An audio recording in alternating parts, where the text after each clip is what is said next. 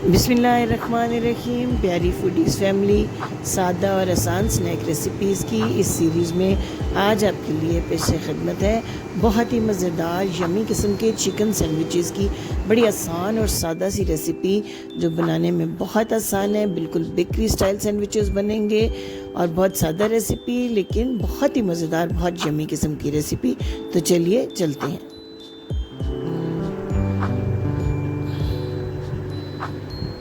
Pan में लें 2 tablespoon के करीब कुकिंग ऑयल। इसमें एक चुटकी बराबर ज़ीरा डालें। चंद सेकंड के लिए इस ज़ीरे को फ्राई करें इस ऑयल के साथ और फिर इसमें ऐड कर दें 200 ग्राम अच्छी तरह बॉयल और नरम किया हुआ चिकन जिसे हमने श्रेड कर लिया है बारीक बारीक। और इसके बाद इसमें आधा कप बंद गोभी, इसे भी हमने बारीक श्रेड कर लिया हुआ है। इसको ऐड कर दें। 1 से 2 मिनट तक इसको सौते करने के बाद 1 टीस्पून नमक, 1 टीस्पून ताज़ा पिसी हुई काली मिर्च और आधा टीस्पून कुटी हुई लाल मिर्च यानी चिली फ्लेक्स इसमें ऐड कर दें।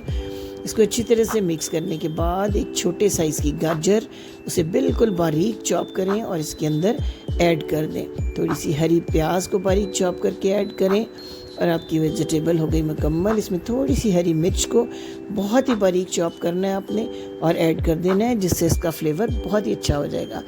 अब आप जो है इसके अंदर ऐड करें 1 टीस्पून के बराबर soya sauce, 1 teaspoon red chilli sauce या हॉट सॉस, इन दोनों में से एक सॉस आप ऐड कर दें। और जनाब आपके मसाले हो गए रेडी। अब अपने चूल्हे के फ्लेम को बहुत ही कम कर देना है और इसके अंदर ऐड करनी है डेयरी क्रीम के 2 टेबलस्पून या घर की जो गाढ़ी दूध की मलाई है वो भी आप ऐड कर सकते हैं, लेकिन इससे पहले अपने चूल्हे की आंच को बहुत कम कर देना है। मलाई ऐड करने के बाद सिर्फ आप 30 सेकेंड्स तक इस बैटर को पकाएं और फ्लेम को ऑफ़ कर दें। फ्लेम को ऑफ़ करने के बाद आपने इसमें 4 टेबलस्पून मायोनीज़ ऐड करना है और जनाब आपका यमी सा ज़बरदस्त सा ये बैटर हो गया रेडी।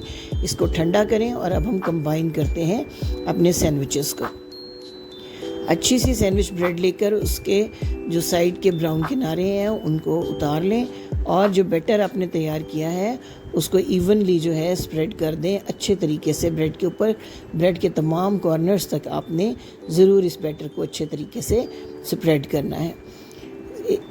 एक स्लाइस के ऊपर ये बैटर लगाने के बाद दूसरे स्लाइस पर एम्पल अमाउंट में आपने केचप लगा देनी है और जनाब तैयार हो गया आपका बेहतरीन सा सैंडविच। इसको सैंडविच कटर या नाइफ़ की मदद से कटिंग कर लें और देखें कितना खूबसूरत और कितना मज़े का आपका सैंडविच तैयार हो गया है।